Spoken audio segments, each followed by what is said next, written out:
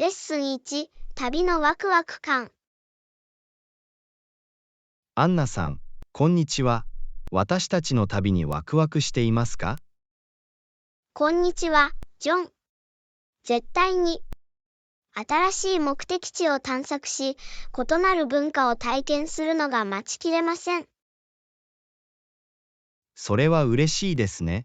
旅をすることで視野を広げ、心に残る思い出を作ることができます。もう荷物をまとめましたか？ほぼ完了しました。重要なことを忘れないようにチェックリストを作ったよ。あなたはどう？準備は満タンですか？私も荷造りをしている最中です。常に整理して準備しておくのは良い考えです。目的地で必ず訪れるべき場所を調べましたか？間違いなく。有名なランドマーク、地元の観光名所、隠れた名所を調べてきました。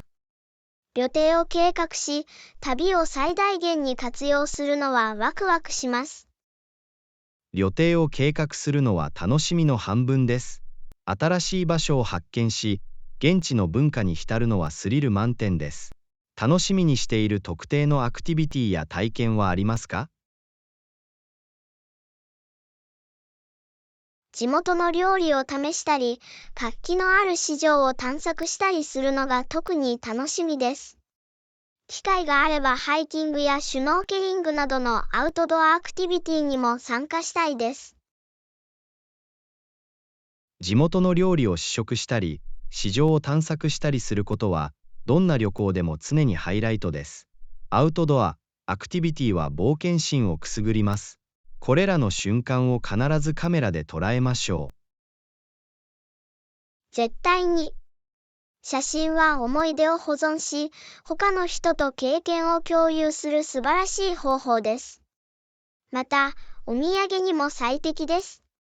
写真撮影のコツはありますか？照明は写真撮影において重要な役割を果たします。日の出の後か日没前のゴールデンアワーの瞬間を捉えるようにしましょう。周囲の美しさを引き立てます。それは素晴らしいヒントです。それを念頭に置いて、様々な照明条件で実験してみます。写真を通して私たちの旅を記録するのはワクワクします。他に何か提案はありますか？もう一つのヒントは、地元の人々と交流し、彼らの習慣や伝統について学ぶことです。それは私たちの旅行体験をより深め、有意義なつながりを生み出します。これ以上は同意できませんでした。地元の人々と交流することで、私たちは彼らの生活様式についての洞察を得て、彼らの文化を理解することができます。マインドフルな旅行者になるには欠かこのせない旅のあらゆるものです。瞬間を大切にして、忘れられない冒険にしましょう。この経験を皆さんと共有できることを楽しみにしています。安全な旅を。レッスンにバリを探検しよう。アンナさん、こんにちは。バリに行きたいと思ったことはありますか？素晴らしい旅行先だと聞きました。こんにちは、ジョン。バリはいつも私の旅行のウィッシュリストに載っています。美しいビーチ、豊かな文化遺産、緑豊かな風景は、バリ島を探索するのに魅力的な場所です。絶対に。バリはリラクゼーションと冒険が完璧に融合しています。バリ島への旅行を計画するなら、象徴的なウルワツ寺院への訪問をぜひ含めてください。そこからの夕日の眺めは息を飲むほどです。ウルワツ寺院は素晴らしいですね。必ず旅程に追加しておきます。ビーチといえば、ヌサドゥアについて聞いたことがありますか？透き通った海と白い砂浜で知られています。はい、ヌサドゥアは美しいビーチと豪華なリゾートで有名です。ビーチ愛好家やウォータースポーツ愛好家にとってはパラダイスです。滞在中はシュノーケリングやサーフィンを忘れずにお試しください。シュノーケリングとサーフィンは間違いなく私のリストに載っています。活気に満ちた海洋生物を探検したり、波に乗ったりするのは素晴らしい体験のように思えます。バリ島で他に訪れるべき場所はありますか？もう一つの必見の場所はウブドです。緑豊かな棚田と伝統的な村々に囲まれたバリの文化の中心地です。そこではバリの芸術、ダンス、スピリチュアリティにどっぷりと浸ることができます。ウブドは地元の文化と本当につながることができる場所のように思えます。必ず伝統的な市場を見て回ったり、伝統的なダンスのパフォーマンスに参加したりします。試してみるべきユニークな料理はありますか？絶対に。バリ島では小豚のローストで有名なバビ、グリーンをぜひお試しください。風味とスパイスがぎゅっと詰まった特製料理です。デザートには美味しいバリのブラックライスプディングをどうぞ。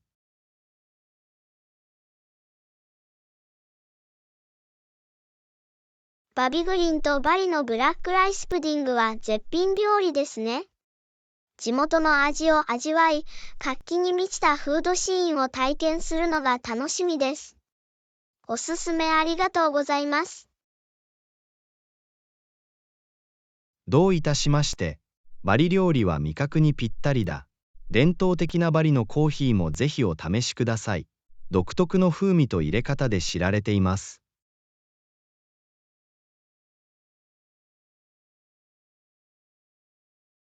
朝は必ずバリのコーヒーを飲みましょう。新しいフレーバーを発見するのはいつもワクワクします。このバリの冒険に乗り出すのが待ちきれません。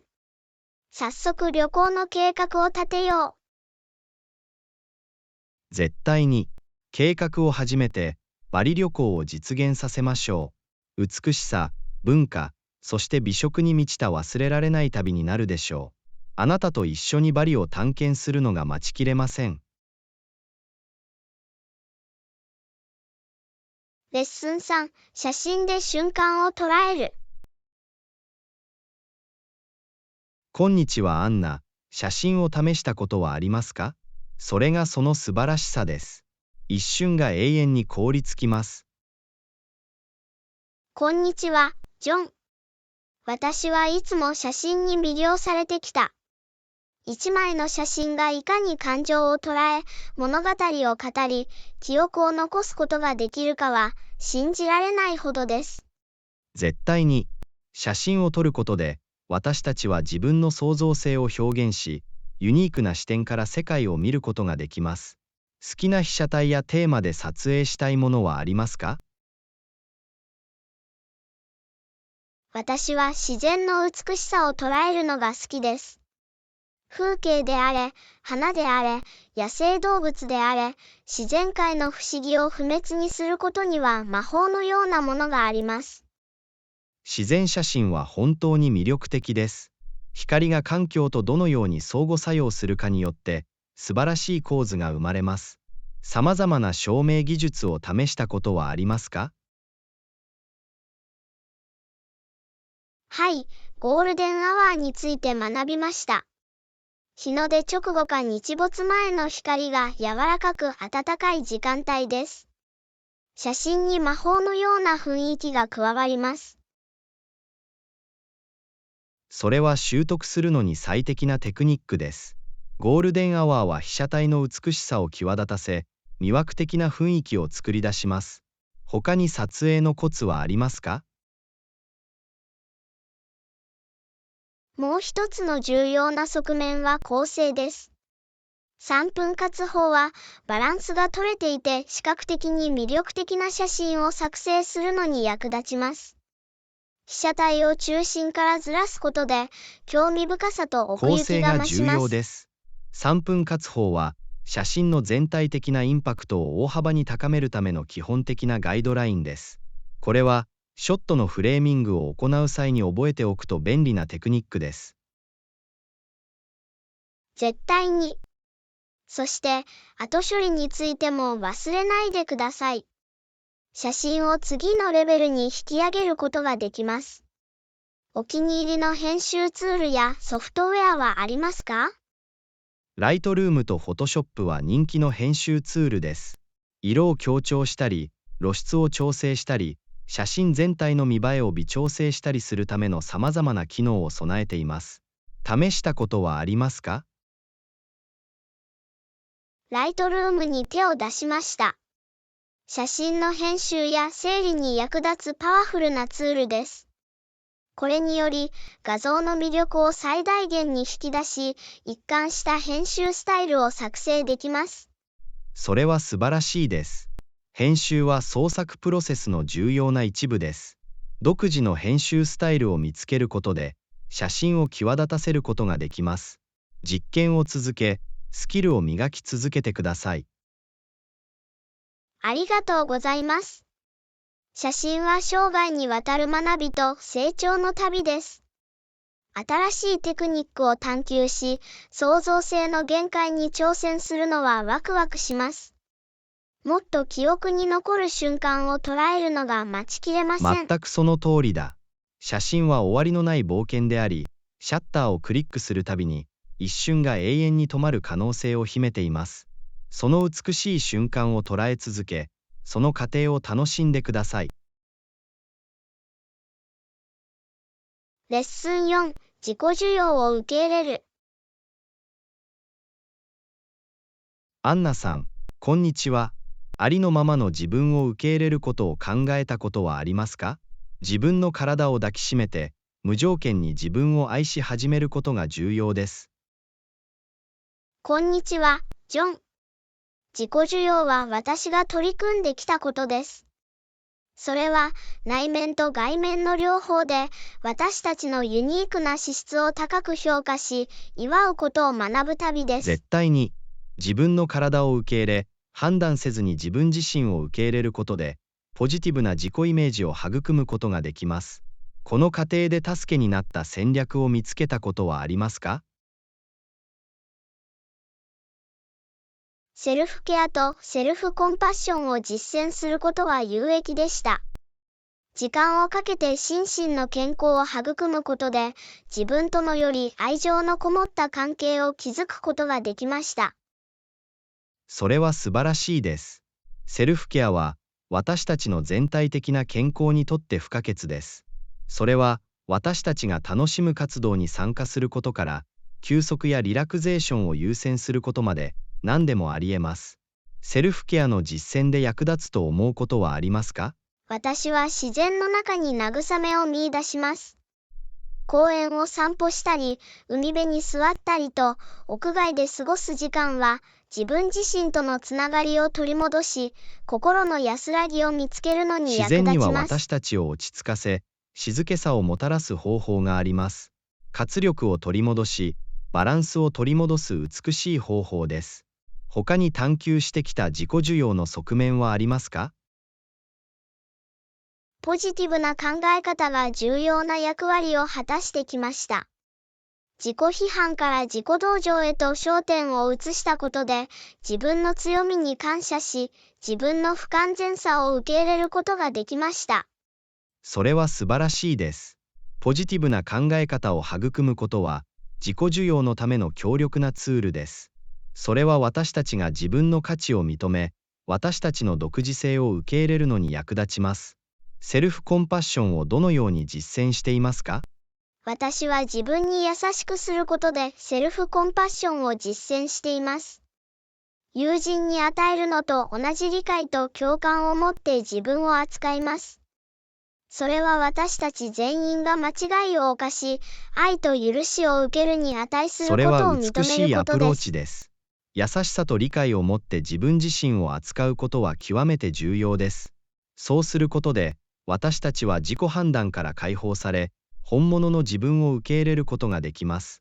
心に響く断言やマントラにはどのようなものがありますか？私の心に響くマントラの一つは、もう十分だです、ジョン。この言葉は、私がありのままの自分と同じように愛と受容を受けるに値し、それに値することを思い出させてくれます。比較する必要も、もう十分だ他のというのは人から力検証を強い断求めた言です。りする必そ要れはもありま私たちせん。の本質的な価値を肯定し、完璧を目指して努力する必要はないことを思い起こさせる言葉です。ありのままの自分を受け入れることは、開放的な経験です。絶対に。自分自身を受け入れ、自己受容を実践することで、私たちは本物らしく完全に生きることができます。それは喜びと充実感をもたらす自己発見と成長の旅です。これからもお互いを支え合い、高め合っていきましょう。全くその通りだ。一緒に私たちのユニークさを祝い、他の人たちにも自己受容を受け入れるよう奨励しましょう。これは始める価値のある旅であり、その見返りは計り知れません。レッスン後、自信を持って予約する。アンナさん、こんにちは。レストランやホテルを予約したことはありますか？あなたの経験やヒントを聞けるのは素晴らしいことです。こんにちは、ジョン。はい、前に予約したことがあります。手順がわかれば、かなり簡単になります。何を知りたいですか？予約をするとき、電話をかけるかオンラインプラットフォームを使用する方が良いですか？ご指導いただければ幸いです。好みや施設によって異なります。多くの場所でオンライン予約システムが提供されているので便利です。ただし、電話で特定のリクエストを明確にしたり、空室状況について直接問い合わせたりすることができます。それは良い点です。電話をかけると、よりパーソナライズされたエクスペリエンスが得られる場合があります。予約したら、どのような情報を提供すれば良いですか？予約するときは、名前、予約したい日時、パーティーの人数を入力することが不可欠です。場所によっては、連絡先情報の提供を求められることもあります。知っておくと役に立ちます。予約手続きを円滑に進めるためには、正確な情報を提供することが重要です。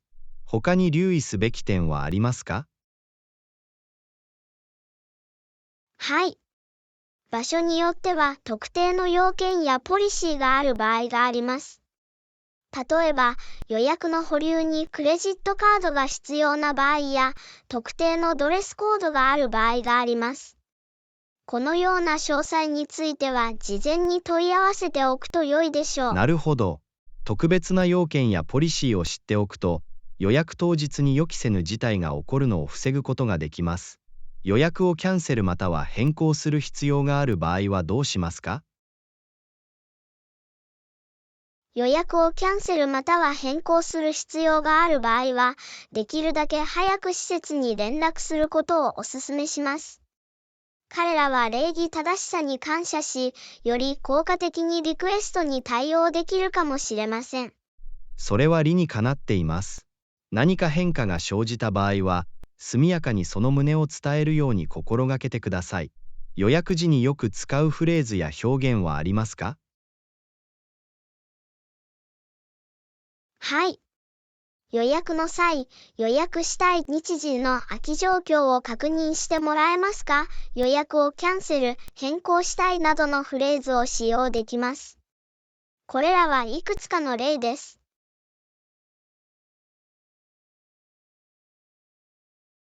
これらのフレーズを共有していただきありがとうございます。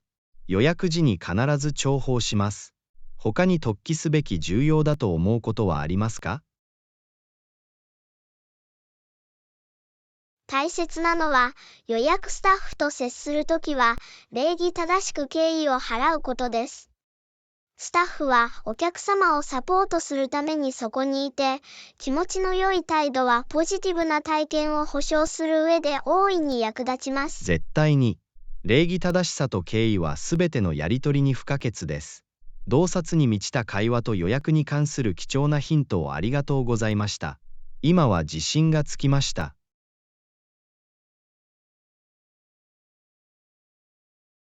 レッスン6、地球を守る。アンナさん、こんにちは。地球を守るためにできることは何か、ずっと考えていました。行動を起こし、将来の世代のために環境を保護することは極めて重要です。こんにちは、ジョン。完全に同感です。地球を守るには、集団の努力と個人の行動が必要です。私たちが取ることができると思う措置にはどのようなものがありますか？私たちが取ることができる一つのステップは、エネルギー消費量を削減することです。エネルギー効率の高い電化製品に切り替えて、電力使用量に気を配ることができます。それは素晴らしい提案です。水の節約も重要な側面です。水漏れを直したり、シャワーを浴びる時間を短くしたり、水の消費量を意識したりすることができます。絶対に。もう一つの貢献方法は、リサイクルを実践することです。リサイクル可能な材料と廃棄物を分け、リサイクルを促進する取り組みを支援することができます。リサイクルは確かに影響力があります。また、使い捨て品ではなく再利用可能な製品を選ぶことで、廃棄物を減らすこともできます。これは小さな変更でも大きな違いを生む可能性があります。間違いなく、注目すべきもう一つの分野は、持続可能な輸送です。二酸化炭素排出量を削減するために、可能な限り、徒歩、自転車、公共交通機関の利用を選択できます。持続可能な輸送は素晴らしいポイントです。さらに、地元で栽培された農産物を購入し、輸入品への依存を減らすことで、地元の有機農業の実践を支援することができます。地元の有機農業を支援することは、持続可能な農業を促進するための優れた方法です。私たちが取ることができるもう一つのステップは、自分自身を教育し、環境問題についての意識を広めることです。教育と意識向上が鍵です。常に情報を入手し、知識を共有することで、他の人たちも大義に参加し、環境のために意識的な選択をするよう促すことができます。絶対に、小さなアクションはどれも大切で、掛け算すると大きな影響を与える可能性があります。他に言及したい提案やイニシアチブはありますか？もう一つの提案は、自然とつながることです。屋外で時間を過ごし、地球の美しさを鑑賞することは、より深いつながりを育み、地球を守ろうという気持ちにさせてくれます。これ以上は同意できませんでした。自然とつながることは、地球の生物多様性と生態系を保護することの重要性を思い起こさせます。意識的な選択を続け、他の人たちにも同じことをするよう奨励しましょう。力を合わせれば変化をもたらすことができます。地球を保護することで、私たちは何世代にもわたって持続可能な未来を確保します。模範を示して先導し、環境を守りましょう。絶対に、私たちが望む変化を起こし、より環境に優しく、より持続可能な世界に向けて取り組みましょう。このような洞察に満ちた対話、そして地球保護へのご尽力に感謝します。レッスン7、価格設定と支払い条件。アンナさん、こんにちは。製品やサービスの購入に関して、私が最も懸念していることについて考えてきました。価格設定と支払い条件は重要な役割を果たします。これについてどう思いますか？こんにちは、ジョン。同感です。価格設定と支払い条件は、私たちの購入決定に大きな影響を与える可能性があります。購入前にこれらの要素を考慮することが不可欠です。特に気になることは何ですか？私が懸念していることの一つは、隠れた手数料です。初期価格は手頃に思えるかもしれませんが、追加料金がかかると驚くことがあります。このようなことは以前に経験したことがありますか？絶対に。隠れた手数料はイライラすることがあります。関連するすべての費用を明確に理解するために、利用規約を注意深く確認するか、説明を求めることが重要です。それは良い点です。価格設定に透明性を持たせることは、買い手と売り手の間に信頼を築く上で重要です。価格設定に関する懸念事項は他にありますか？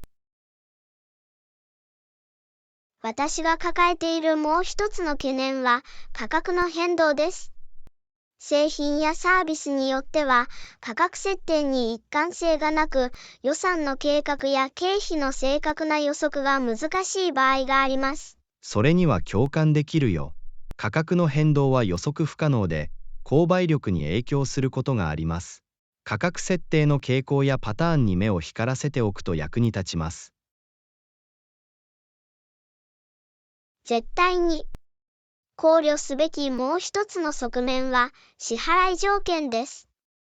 柔軟な支払いオプションを提供する売り手もあれば、前払いが必要だったり、支払い期限が厳しい売り手もいます。支払い条件は実際に異なる場合があります。財務状況を評価し、予算と好みに合った支払いオプションを選択することが重要です。気になる特定の支払い条件に遭遇したことはありますか？はい。大量購入であっても全額前払いを要求するベンダーに出くわしました。これは大きな財政的負担になる可能性があります。分割払いや支払い方法を提供する出品者を見つけると便利です。同感です。支払い条件の柔軟性は、特に多額の経費の場合に大きな違いを生む可能性があります。さまざまなオプションを検討し、私たちにとって最も効果的なものを見つけることが不可欠です。絶対に。支払い条件の交渉は、状況によっては有益な場合もあります。調整やカスタマイズの余地があるかどうかは、売り手と話し合って確認する価値があります。支払い条件の交渉は賢いアプローチです。これにより、相互に合意できる取り決めを見つけることができ、お金の節約や財政的負担の軽減につながる可能性があります。価格設定や支払い条件に関して、他に言及しておきたい懸念事項はありますか？もう一つの懸念は、オンライン決済のセキュリティです。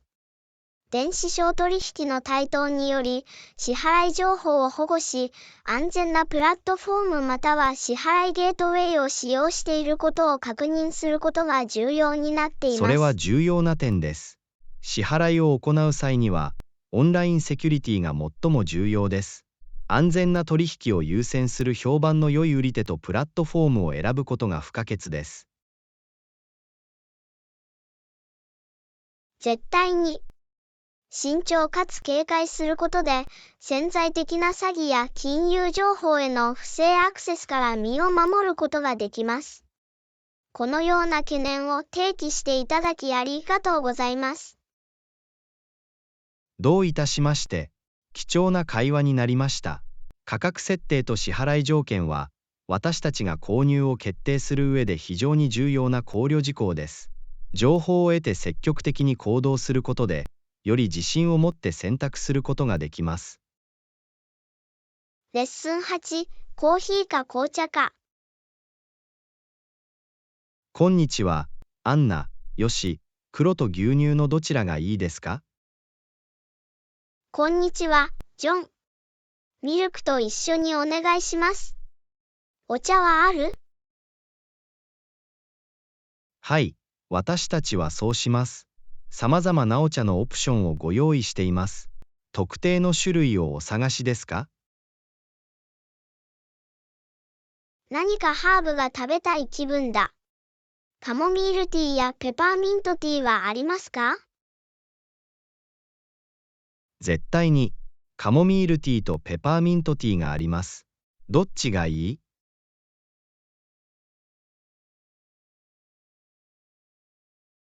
今日はカモミールティーを飲みに行きます。とても落ち着いてリラックスできます。ありがとうございます。どういたしまして。カモミールティーはリラクゼーションに最適です。お茶に甘み料や蜂蜜はいかがですか？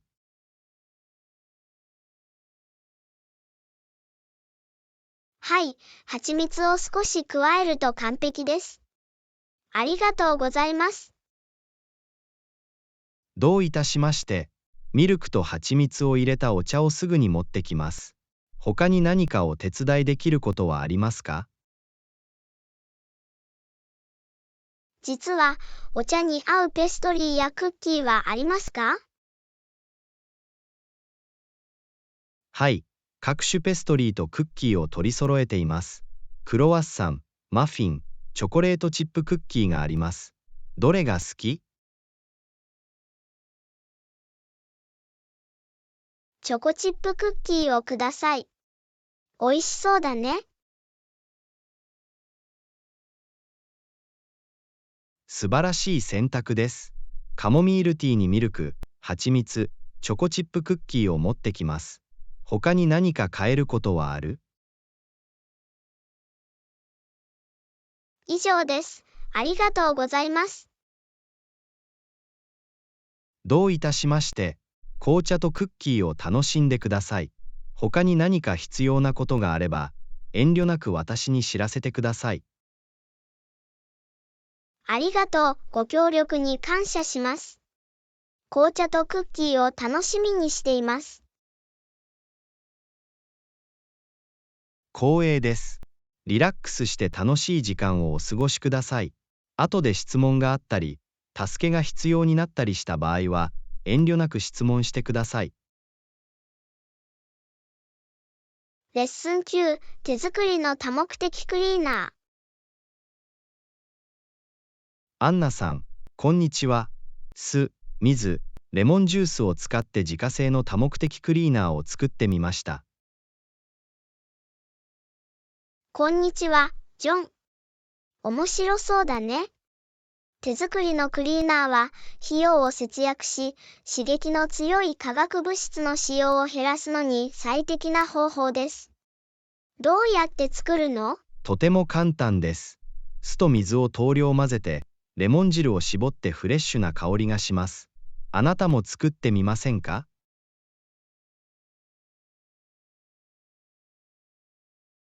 絶対に。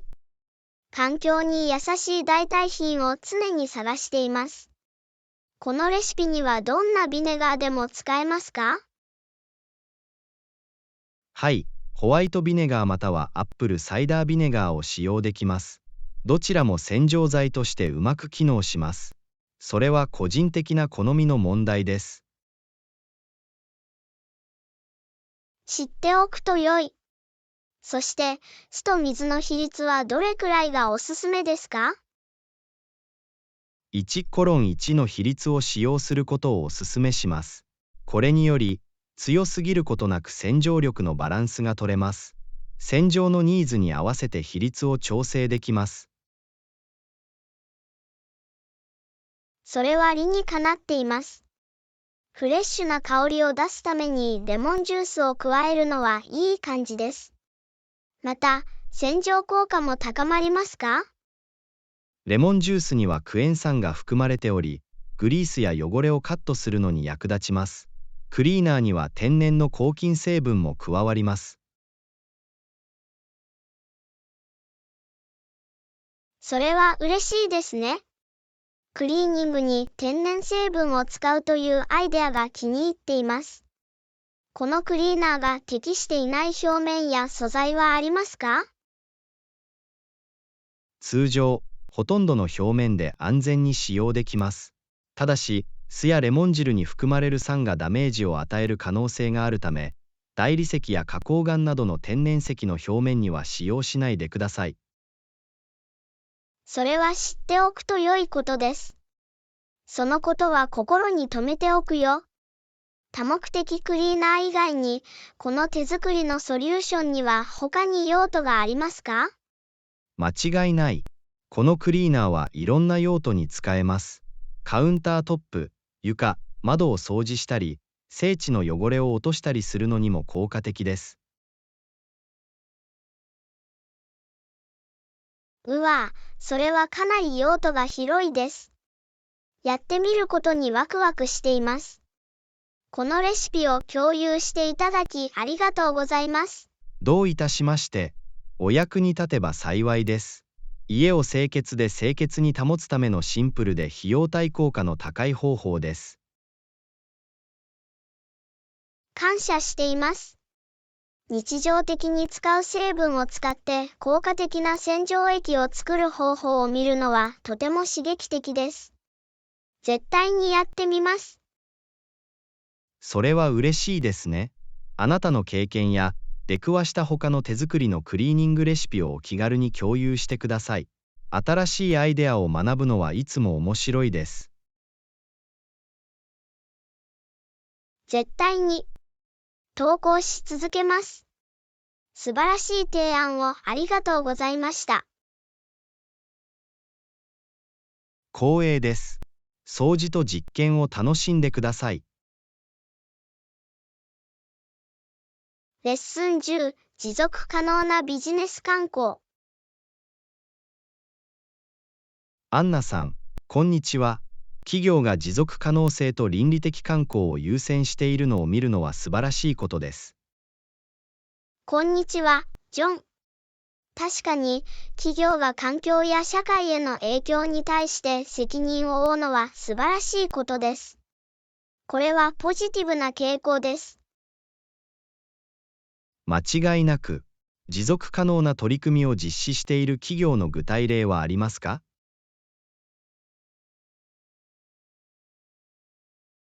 はい、最近、リサイクル素材を使って衣類を作っている衣料品ブランドについて読みました。また、従業員に公正な賃金と安全な労働条件を保障しています。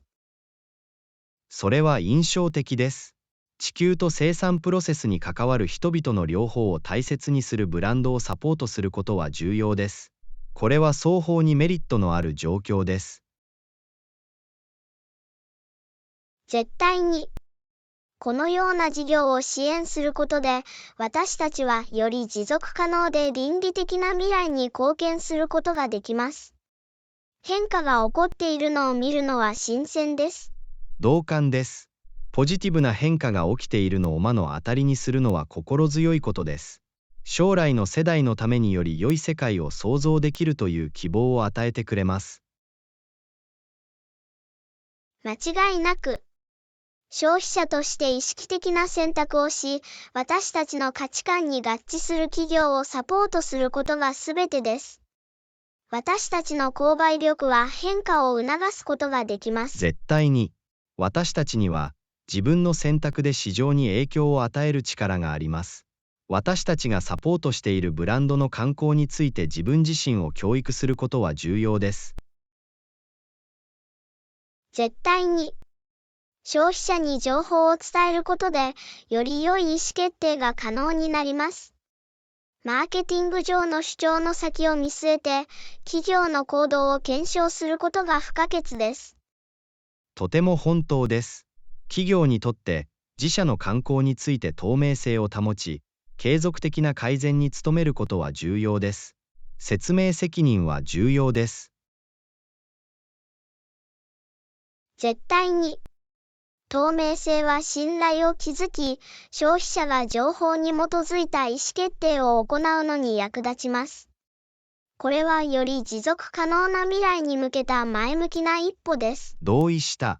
企業がどのようにステップアップして責任を取っているかを見るのは刺激的です。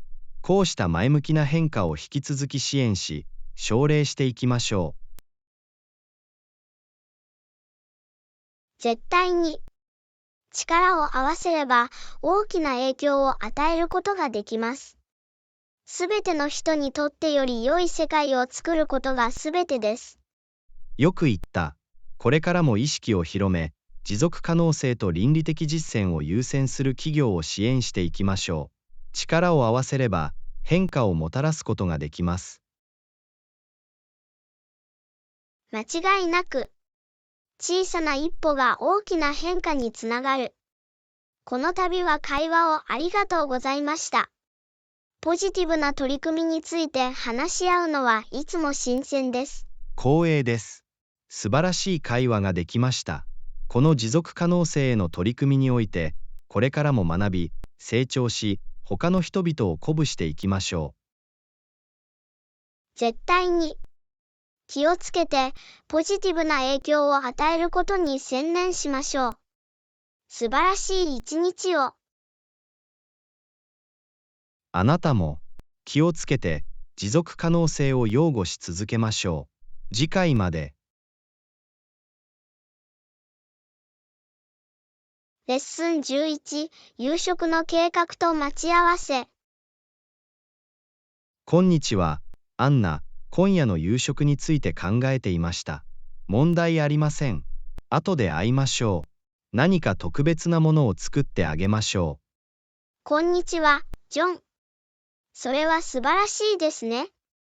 美味しい食事をいつも食べたいと思ってるんだ。夕食に何を思い浮かべますか？自家製ピザを作ろうと思っていました。いつも大勢の人を楽しませてくれますし、トッピングも好みに合わせてカスタマイズできます。すごいですね。私はピザが大好きだ。とても万能な一品です。どんなトッピングがおすすめですか？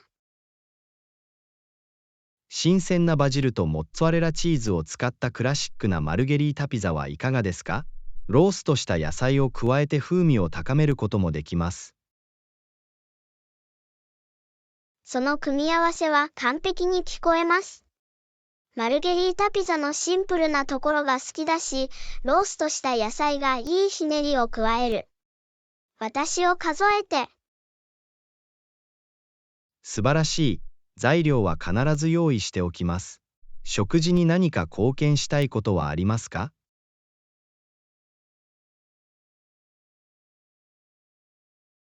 ピザに合う新鮮なサラダを持ってきてもいいよ。レタス、チェリートマト、キュウリがあるよ。あっさりしたビネグレットドレッシングが合うはずです。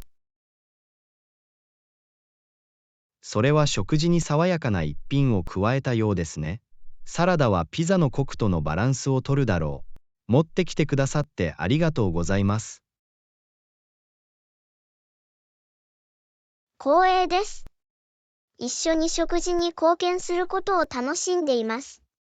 仕事量を分担して、チームで美味しいものを作るのはいつでもいいことです。絶対に、一緒に料理することは、楽しいだけでなく、絆を深め、長続きする思い出を作る素晴らしい方法でもあります。私たちの料理の冒険に感謝しています。私も。いつも楽しくてやりがいのある経験です。今夜の夕食を楽しみにしています。同様に、食事を共にし、一緒に時間を過ごすのはいつも楽しいことです。また後で会いましょう。素晴らしいディナーを楽しみましょう。計画のように聞こえます。また会いましょう。美味しい自家製ピザで味覚を満足させましょう。待ちきれない。乾杯。すぐにお会いしましょう。料理と楽しみを始めましょう。レッスン12、運動のメリット。こんにちはアンナ。定期的な運動の利点について考えたことはありますか？それが私たちの体にどのように良い影響を与えるかは信じられないほどです。こんにちは、ジョン。もちろん、身体活動は私たちの健康にとって不可欠です。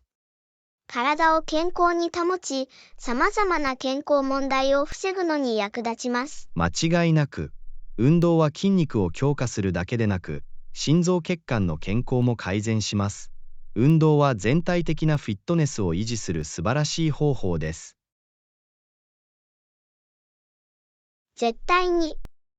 運動がいかにエネルギーレベルを高め、気分を改善できるかは魅力的です。それは自然なムードエンハンサーのようなものです。とても本当です。身体活動を行うと、私たちの体はエンドルフィンを放出します。エンドルフィンは、しばしば気分を良くするホルモンと呼ばれます。そうなんです。運動はストレスや不安を軽減するのに役立ちます。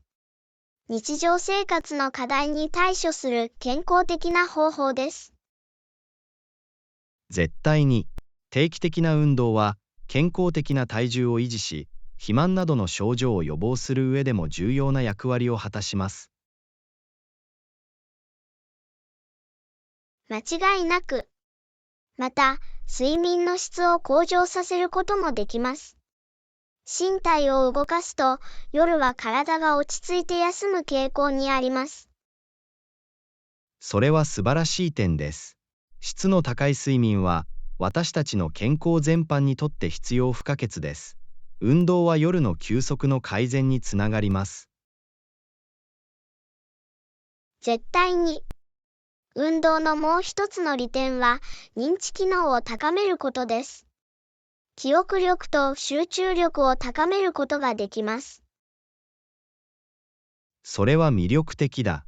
それは体力が精神的鋭さと密接に関係していることを示している。運動は本当に私たちの存在全体に利益をもたらします。絶対に。楽しいアクティビティを見つけ、運動を日常の一部にすることが重要です。一貫性が重要です。とても本当です。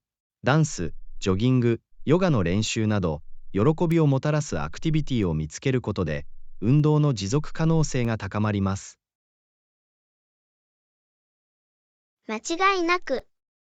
また、過度な運動を避け、怪我を防ぐために、身体の声に耳を傾け、休息日をルーチンに取り入れるべきです。それは重要なリマインダーです。バランスは、フィットネスの旅を含め、生活のあらゆる面で非常に重要です。私たちは自分の面倒を見るべきです。絶対に。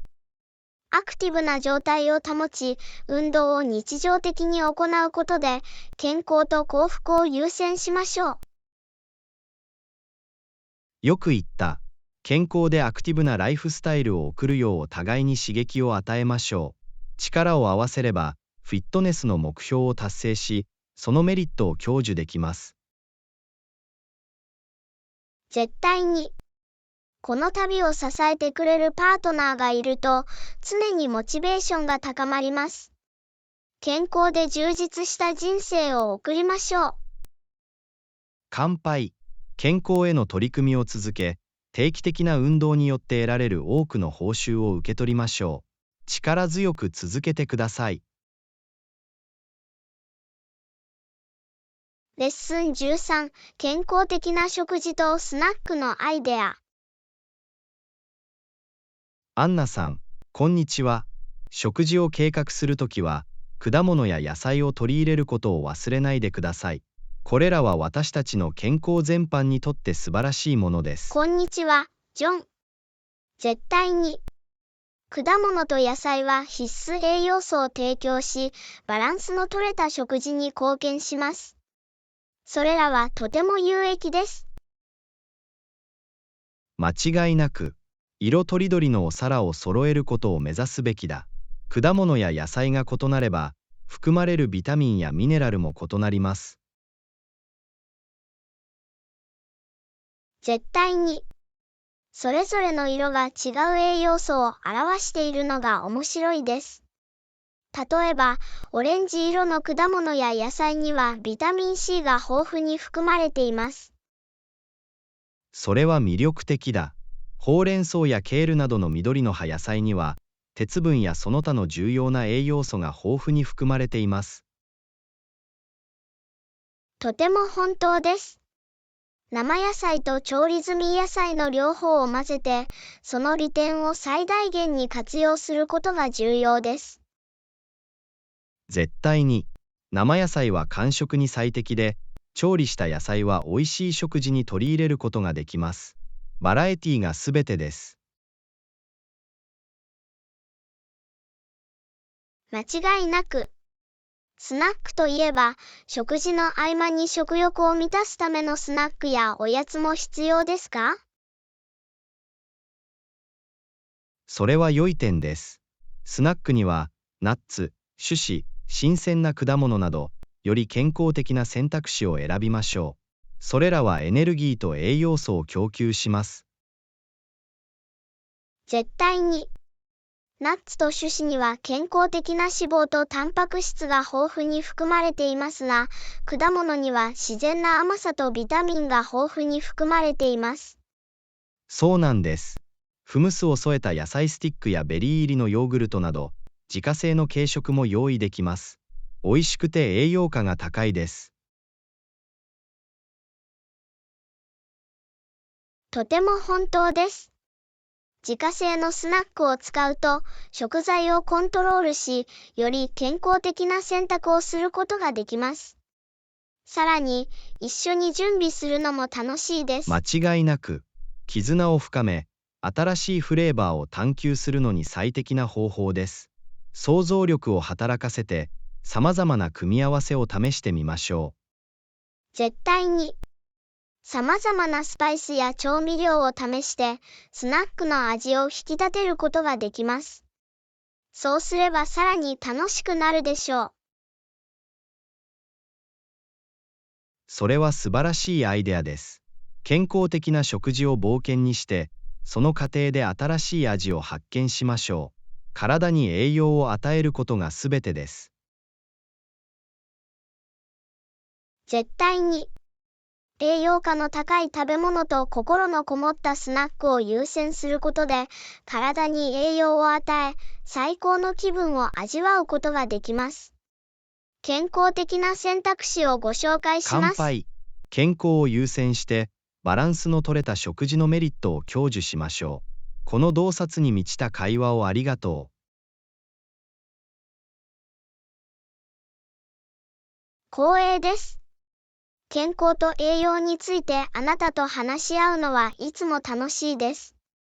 これからもポジティブな選択をしていきましょう。素敵な一日を。ありがとうございます。あなたの熱意に感謝します。これからも健康の旅に全力で取り組んでいきましょう。気をつけて、素晴らしい一日を過ごしてください。レッスン14、フレーバーとレシピを探る。アンナさん、こんにちは。料理で様々なフレーバーを試したことはありますか？食事をとてもエキサイティングにすることができます。こんにちは、ジョン。絶対に。味を探求することは、私たちの料理体験を向上させる素晴らしい方法です。料理にクリエイティブなタッチを加えます。間違いなく、ハーブやスパイスを加えるなど、ちょっとした工夫だけでレシピの味が完全に変わることもあります。試してみる価値はあります。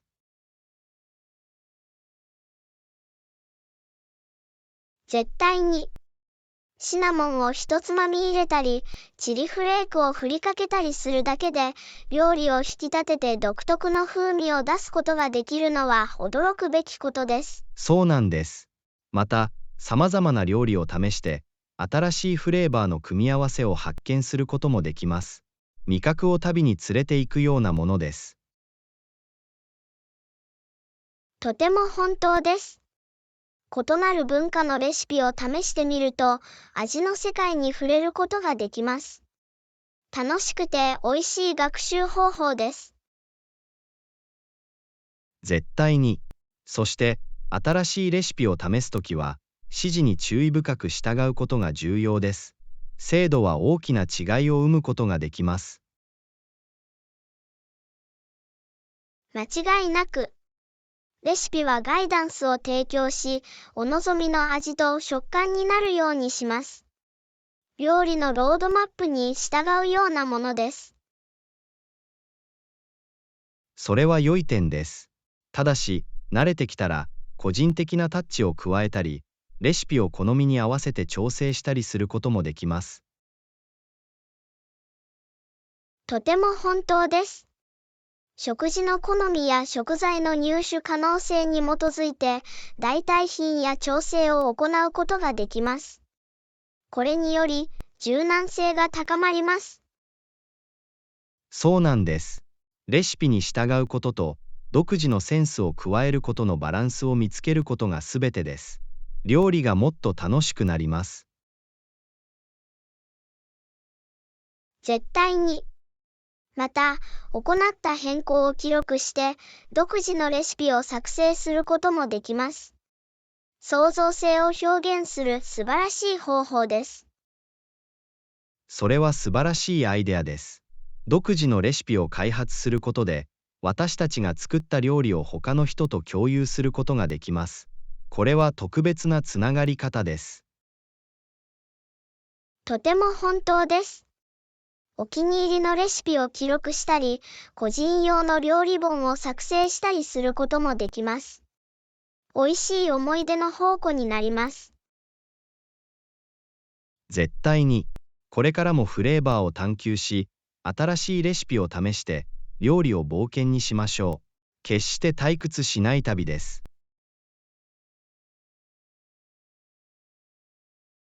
乾杯。料理の楽しさを胸に、私たちが作る美味しい味を味わいましょう。この刺激的な会話をありがとう。光栄です。食べ物や味についてあなたと話し合うのはいつも楽しいです。これからもいろいろ試して、美味しい料理を楽しみましょう。素敵な一日を。レッスン15、ワークライフバランスの実現。アンナさん、こんにちは。最近圧倒されています。仕事が私の人生を引き継いでいるようです。こんにちは、ジョン。あなたの気持ちはよくわかります。仕事と私生活のバランスを取ることが大切だ。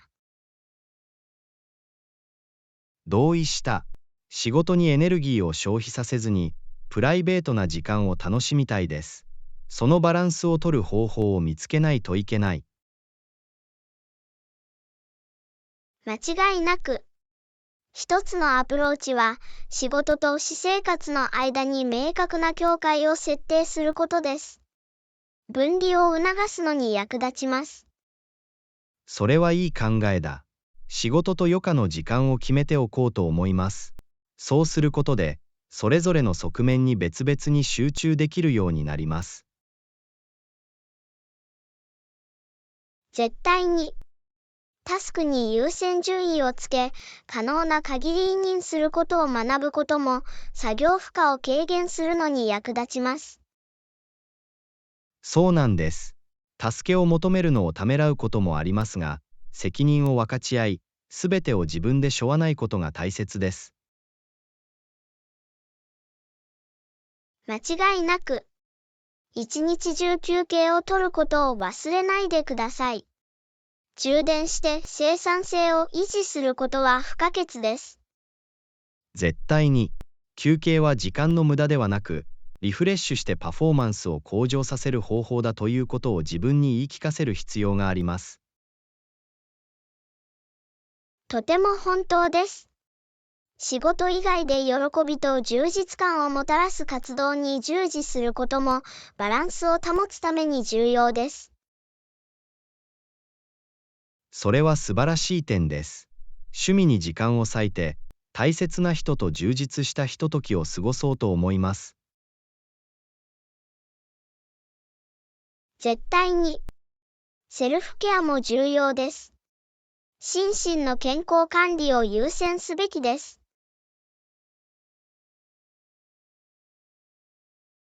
間違いなく、セルフケアを怠ることが多いけど、その意義はわかる。今こそ自分に優先順位をつけ、セルフコンパッションを実践するときです。そうなんです。仕事が忙しくなったら、優先順位を見直し、必要に応じて調整することが重要です。絶対に、自分にとって本当に重要なことを振り返り、自分の価値観に合った意識的な選択をする必要があります。乾杯。健康的なワークライフバランスを目指すことは、継続的な道のりです。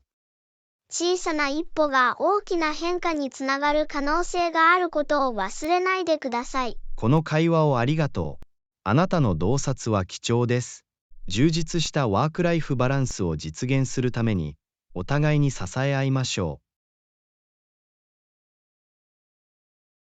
う。レッスン16、バケットリストアドベンチャー。アンナさん、こんにちは。最近思い出に残る経験をしました。それは間違いなく私のバケットリストに載っています。こんにちは、ジョン。ワクワクしますね。それについてもっと知りたいです。何をしたの？スカイダイビングに行きました。本当に爽快でした。空から自由落下する感覚は言葉では言い表せませんでした。うわ、スカイダイビングは私がずっとやってみたかったものです。飛行機から飛び降りたとき、どう感じましたか？緊張と興奮が混ざり合っていました。しかし、一旦その飛躍を遂げると、私の恐れはすべて消え、信じられないほどのアドレナリンが押し寄せるのを感じました。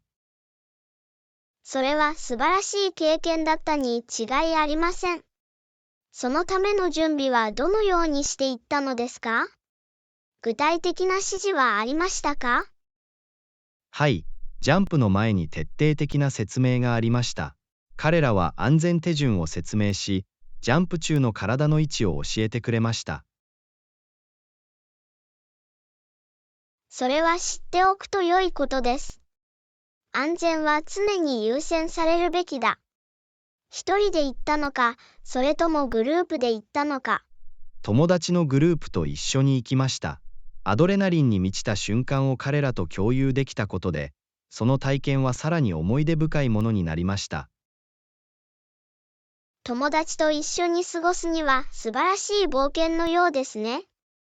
他にやりたいことリストにあるアクティビティはありますか？絶対に。また、熱気球に乗って上からの息を飲むような景色を見てみたいです。ああ、それも私のバケットリストにあります。空に浮かんでパノラマの景色を楽しむのは素晴らしいに違いありません。間違いない。自然の美しさを別の視点から体験できるユニークな方法です。リストから消すのが待ちきれません。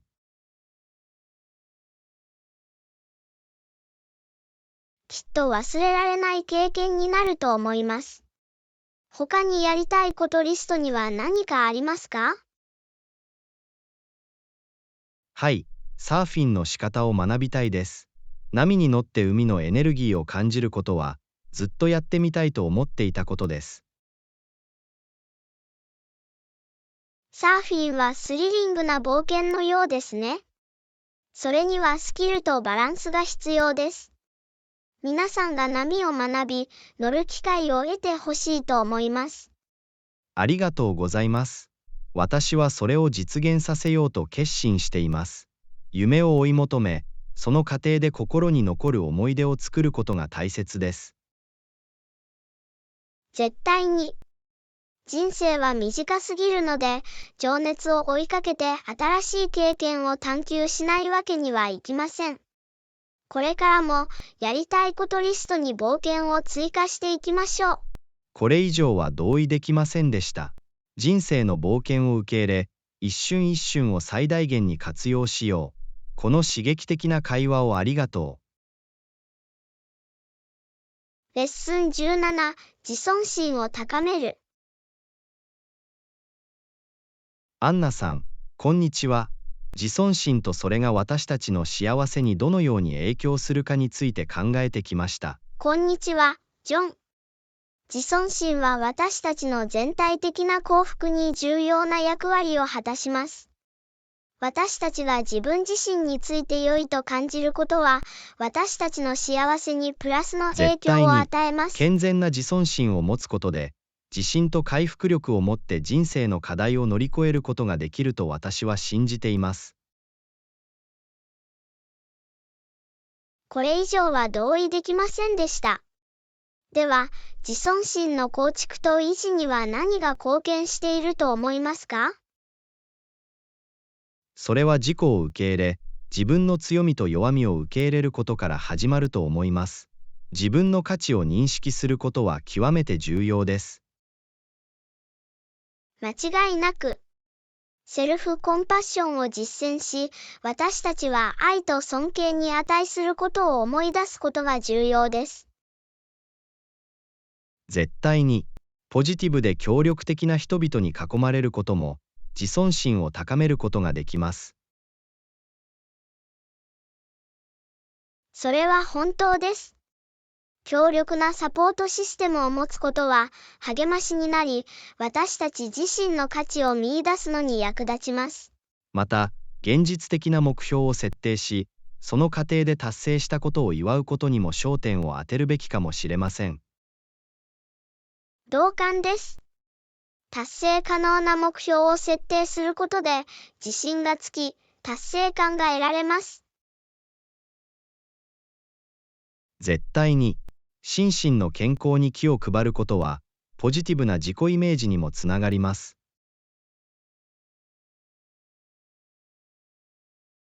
とても本当です。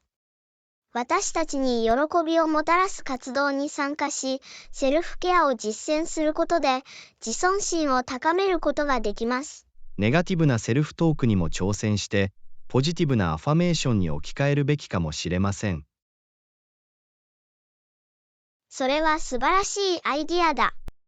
内なる対話をより協力的で親切なものに変えれば、大きな違いが生まれます。絶対に、自尊心は旅のようなものであり、一貫した努力と内省が必要であることを覚えておくことが重要です。間違いなく、自尊心を育むことは継続的なプロセスであり、時間とエネルギーを投資する価値があります。また、褒め言葉を丁寧に受け入れ、受け取ったポジティブなフィードバックを信じることも学ぶべきかもしれません。同感です。褒め言葉を受け入れることで、私たちは自分の強みを認め、自尊心を高めることができます。絶対に、最終的に、健全な自尊心を育むことは、人生の幸福と充実感を高めることにつながります。とても本当です。私たちが自分自身を大切にするとき、私たちは機会を受け入れ、課題を克服し、本物らしく生きることができます。多分、私たちはお互いに自己同情を実践し、私たちのユニークな資質を祝うように励ますべきでしょう。それは素晴らしいアイディアだ。この自尊心の旅でお互いを支え合い、お互いを高めましょう。絶対に、この洞察に満ちた会話をありがとう。これからも自尊心を育み、最高の人生を送りましょう。レッスン18、インドの豊かな文化を探る。アンナさん、こんにちは。いつかインドに行きたいといつも思っていました。インドは活気に満ちた文化と多様な伝統で知られています。こんにちは、ジョン。インドは確かに魅力的な国です。歴史的建造物から美味しい料理まで探索すべきことがたくさんあります。絶対に、タージ・マハルは必見だと聞きました。愛の象徴であり、建築の傑作でもあります。はい、タージマハルは本当に息を飲むほどです。その複雑なデザインと美しい白い大理石はユネスコの世界遺産に登録されています。それは信じられないですね。インド料理にも興味があります。風味豊かで多様だと聞いたことがあります。インド料理を食べたことはありますか？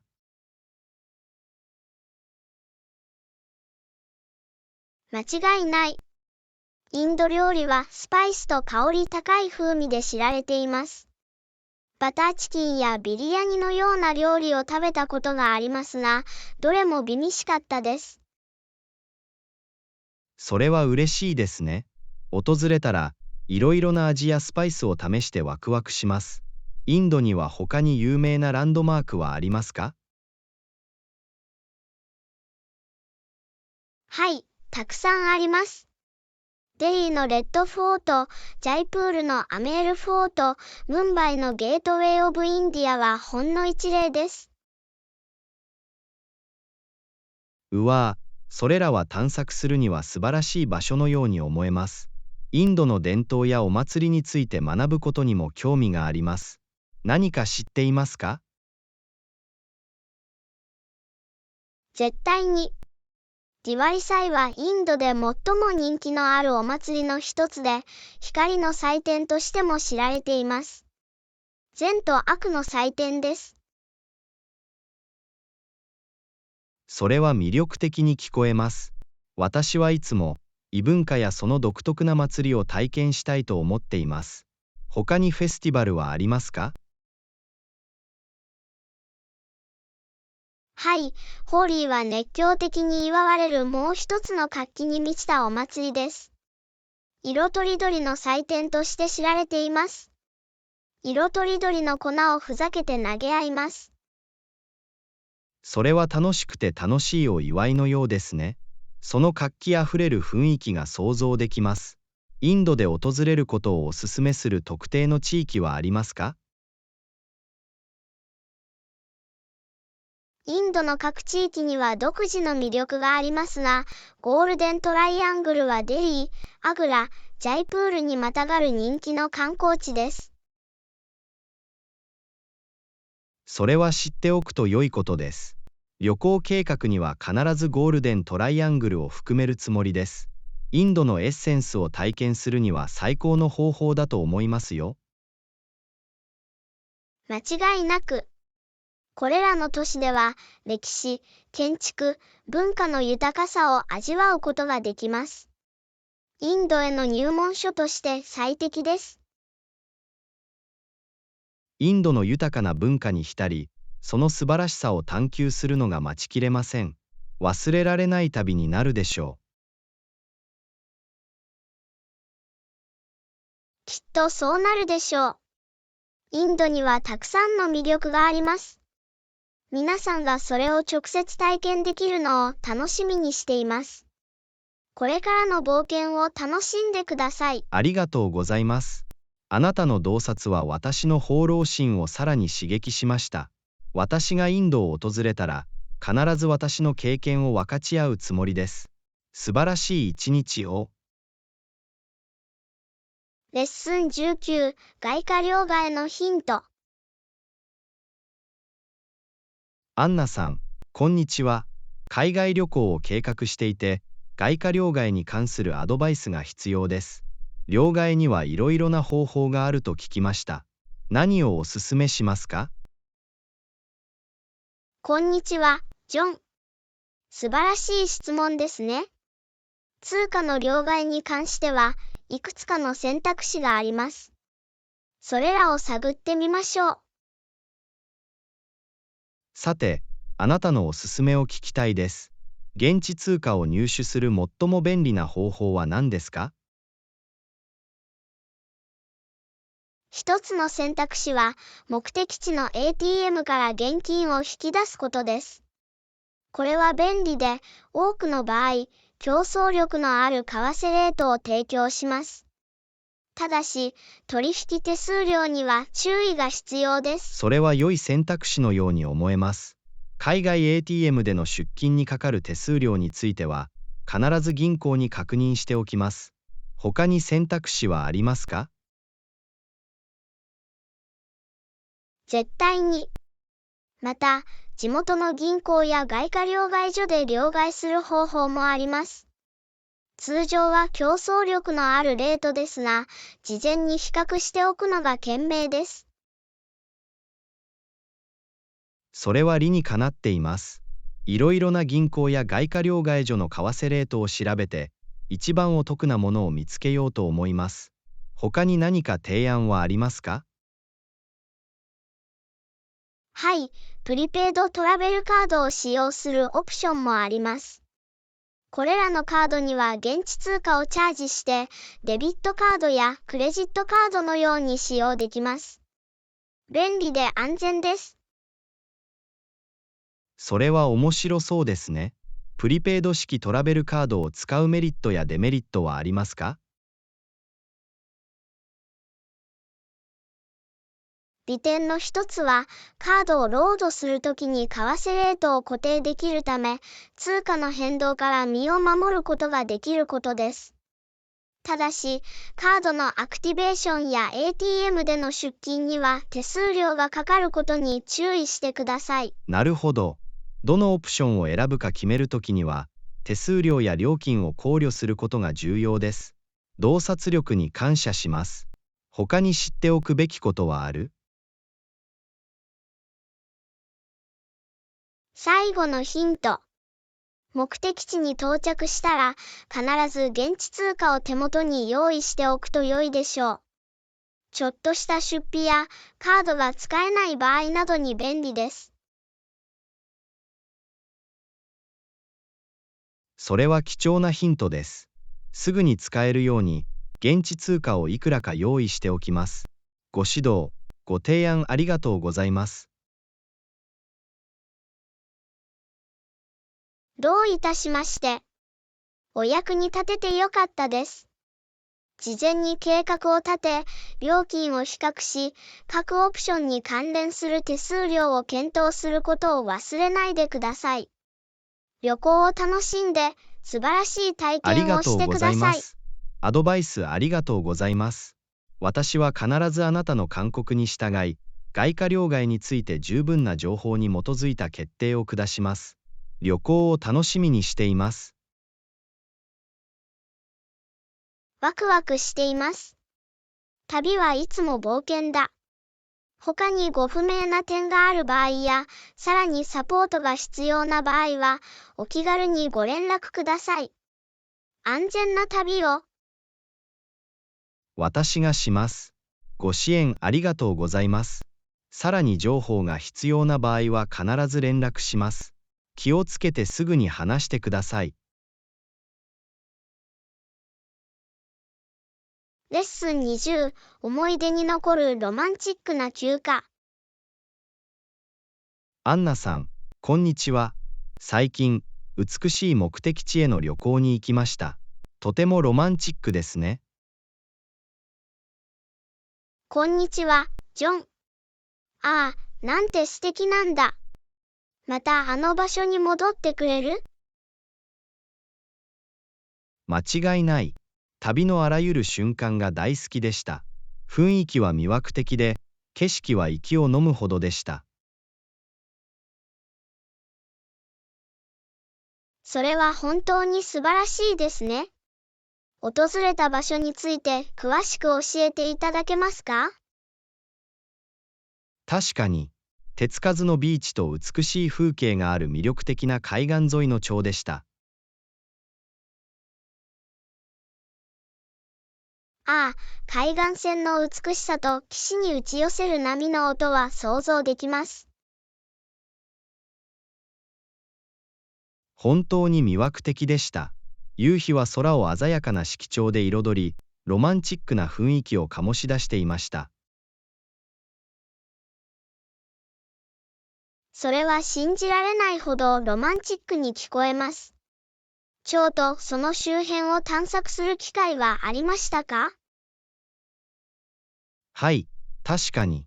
町には色とりどりの家や魅力的なカフェが立ち並ぶ趣のある通りがたくさんありました。地元の通りを探索し、文化に浸るのは楽しい経験だったに違いありません。絶対に。地元のアートギャラリーから居心地の良い書店まで、各コーナーに新しい隠れた名所がありました。周囲の美しさに本当に没頭できる場所のようですね。それがまさに私が感じたことです。その場所には不思議なオーラがあって、日常の悩みを忘れさせてくれます。それがどれほど若返り、リフレッシュできたか想像できます。そういう休憩を取ることが大切なんです。全くその通りだ。日常から逃れ、静けさとロマンスの瞬間にふけることが不可欠です。これ以上は同意できませんでした。このような瞬間は心に残る思い出を作り、愛する人とのつながりを強めます。乗り継ぎといえば、海岸沿いにロマンチックなボートに乗る機会がありました。ああ、それは信じられないほどロマンチックに聞こえます。ボートの穏やかな揺れと海風は魅惑的だったに違いありません。本当に忘れられない経験でした。